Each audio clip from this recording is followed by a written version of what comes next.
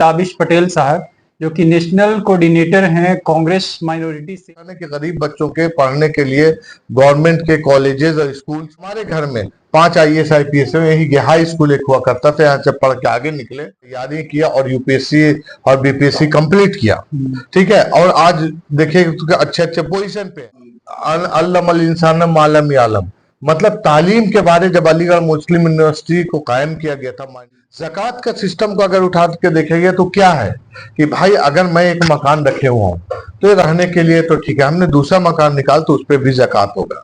हमारे पास एक ज्यादा से ज्यादा हमारे पास अगर पैसे हैं। लवली गुड इवनिंग, हमारे साथ अभी हैं ताबिश पटेल साहब, जो कि नेशनल कोऑर्डिनेटर हैं कांग्रेस माइनॉरिटी सेल के और अभी इंचार्ज हैं छत्तीसगढ़ के। तो आपका स्वागत है सर हमारे वीडियो में। शुक्रिया। सबसे पहले तो हम लोग जिस मुद्दे को लेकर के आगे बढ़ रहे हैं, एजुकेशन, शिक्षा, जो कि तालीम बहुत जरूरी है समाज में। आज अगर समाज जो बढ़ पाया है वो शिक्षा का ही देन है और जो बढ़ेगा वो भी शिक्षा का ही देन होगा। तो अभी हम लोग देखते हैं कि शिक्षा तो परोस के दिया जा रहा है, यानी लिटरेसी रेट को उठाने के लिए। लिटरेसी रेट तो उसको बोलते हैं सिग्नेचर करने आ गया आपको लिटरेसी रेट, लेकिन पढ़े लिखे बेरोजगार हमारे समाज में बहुत ज्यादा है।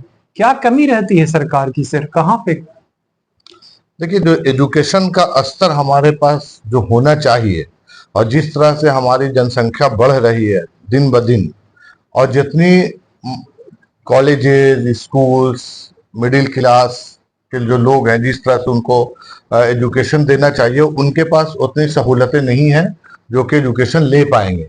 गवर्नमेंट स्कूल का जो है, जिसके लिए आप चाहते हैं कि रिजर्वेशन दिया जाए SC ST और लोगों को, जो गरीब तरीन लोग हैं उनको उठाने की अगर आप बात करते हैं तो आपने सही बोला कि एजुकेशन पे काम करना पड़ेगा।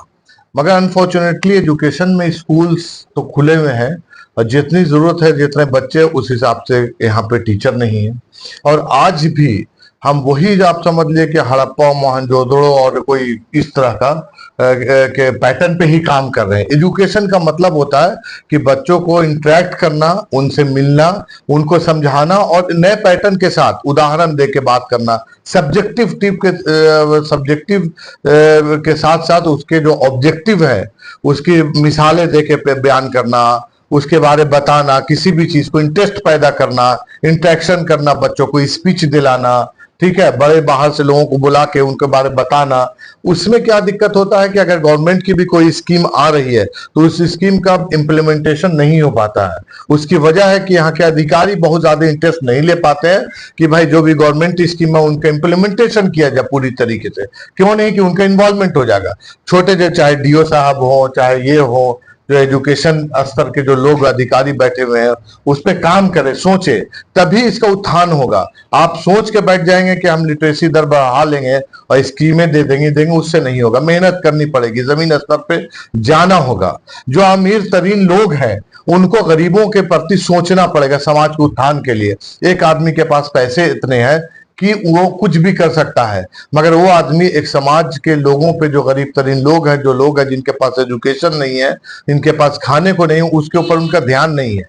क्यों नहीं ध्यान है कि वो अपने पूरी जिंदगी में मसरूफ है, उस पे लगे हुए, अपनी जाती जिंदगी के लिए लगे हुए हैं। तो जब तक आपको समाज के उत्थान के लिए आपको घूम घूम के बच्चों को पढ़ाना नहीं होगा, जैसे आप आंगनबाड़ी कर दिया कि बच्चे आए, जो भूखे बच्चे हैं वो आके खाना खाएंगे, उसकी अगर सही से इम्प्लीमेंटेशन हो जाएगी तो आप बहुत अच्छा स्तर चलेगा।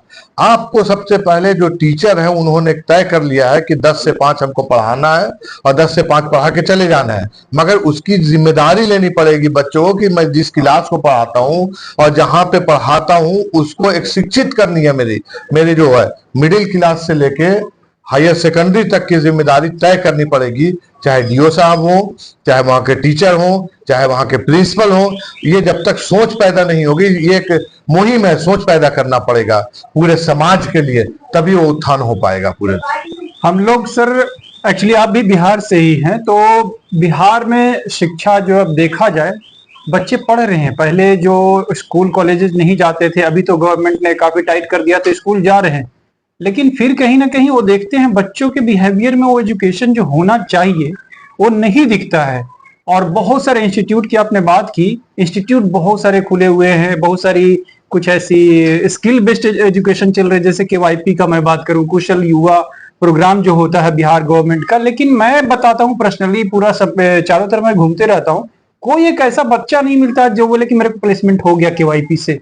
तो उस पे आप क्या टिप्पणी करना चाहेंगे सर? देखिए, एक स्कीम लाना और एक स्कीम का इम्प्लीमेंटेशन करना, ये फर्क है दोनों में।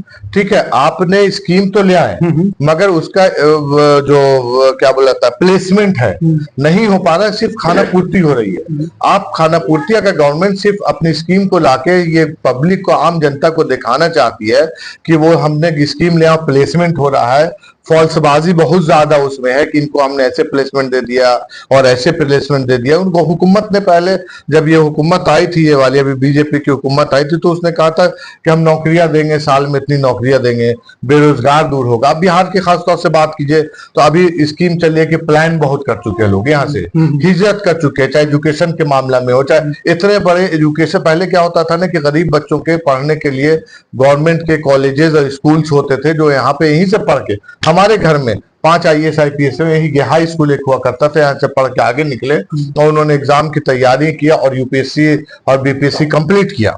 ठीक है, और आज देखिए अच्छे अच्छे पोजीशन पे है। तो पहले को क्या होता था कि गवर्नमेंट ही स्कूल थी, जब से प्राइवेट स्कूल खुल गया, इसका जाल जब बुन दिया गया पूरी तरीके से, तो गवर्नमेंट ने इतनी ढिलाई दे दिया कि प्राइवेट स्कूल को पूरी तरीके से मतलब फूलने फलने के लिए छोड़ दिया। उसमें क्या होता है कि जो मिडिल क्लास नहीं, अपर मिडिल क्लास है, उनके बच्चे पढ़ रहे हैं, उनसे ब्यूरोक्रेट्स के बच्चे, टेक्नोक्रेट्स के बच्चे, पॉलिटिशियंस के बच्चे सब बाहर पढ़ने जा रहे हैं, उनके पास पैसे की कमी नहीं है।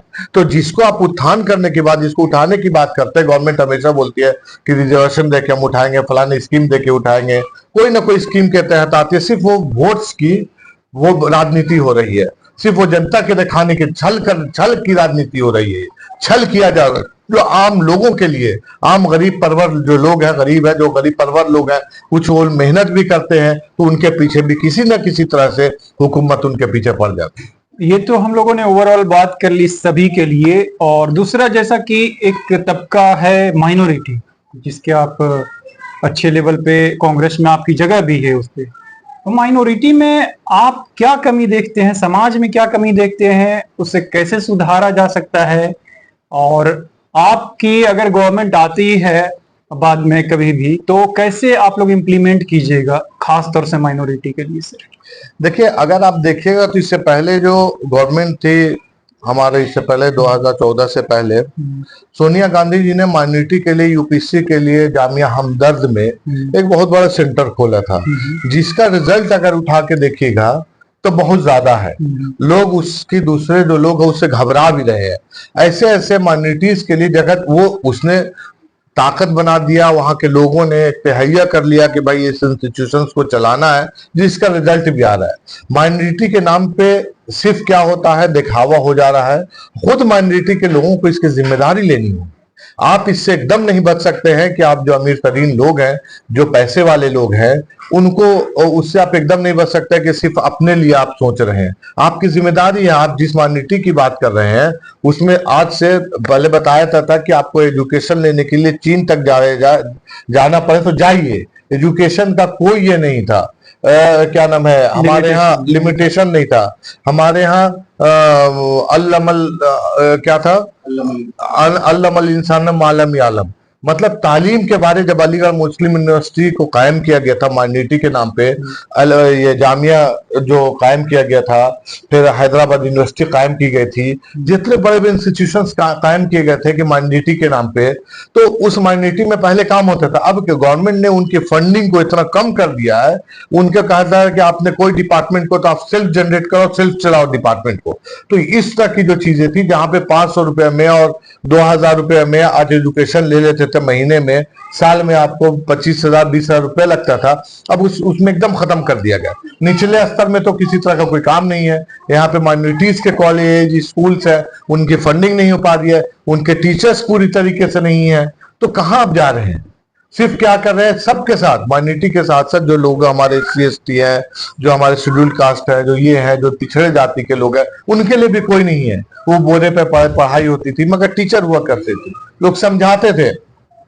तो वो एजुकेशन का स्तर खत्म कर दिया गया। अभी भी आप उठा के देखिएगा तो एजुकेशन की जो स्कीम आती है, फंडिंग होती है, कहाँ वो बोलने के लिए बहुत कुछ है मगर दिखने में कुछ नहीं आ रहा है।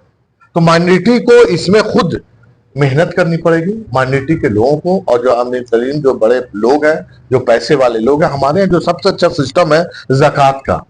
ज़कात का सिस्टम को अगर उठा के देखेंगे तो क्या है कि भाई अगर मैं एक मकान रखे हुआ हूँ तो ये रहने के लिए तो ठीक है, हमने दूसरा मकान निकाल तो उस पर भी ज़कात होगा। हमारे पास एक ज्यादा से ज्यादा हमारे पास अगर पैसे हैं उस पर भी ज़कात लगेगी, जरूरत से ज्यादा आपके पास जेवरात है उसके भी ज़कात निकाले जाएंगे, आपके पास प्रॉपर्टीज है उस पर भी ज़कात निकाले। क्यों निकाले जाएंगे? ऐसा थोड़ी कि 2% जो ज़कात निकलता है वो किसी को देने के लिए हो, इसके लिए है कि समाज के उत्थान के लिए इस काम को आपको करना होगा। ज़कात निकालते हैं कि समाज में बराबरी हो। आप एक पड़ोसी आपका है, आप जहाँ पे खाना खा रहे हैं, हमारे माइनॉरिटी में इस्लाम में तो है कि आप खाना खा रहे हैं, पड़ोसी भूखा तो आपका खाना हराम हो गया। आप एजुकेशन के लिए आपको एक से एक मदारिस खोले जाते थे पहले, और खनकाहें थे, उसमें तालीम दिया था, तरबियत दी जाती थी। अब तरबियत में भी पीछे आ गए माइनॉरिटी तरबियत में जानी जाती थी। उनके एजुकेशन के लिए लोग काम करते थे, खनकाहों में अदब सिखाए जाते थे, अदब के लोग होते थे, बोलने के आदाब, चलने के आदाब, आपसे बड़ों के आदाब, खाने के आदाब, और उसके बाद क्या पानी पीने के आदाब, सारे आदाब सिखाए। क्यों सिखाते? कि समाज जो होगा बढ़ेगा, उसको उत्थान होगा। कोई आदमी बाहर से आएगा मेरे मोहल्ले सिबली कॉलोनी में, और जो किसी एक बच्चे से बात करे तो लगे यार ये बहुत संस्कारी मोहल्ला है, लोग रहते हैं, उनके गार्जियन की तारीफ होगी। क्यों? ये चीजें हमारे इस्लाम में बताया गया कि समाज को उत्थान के लिए ज़कात फंडिंग किया गया कि ज़कात को फंड करो और एक स्कूल और कॉलेजेस खोलो।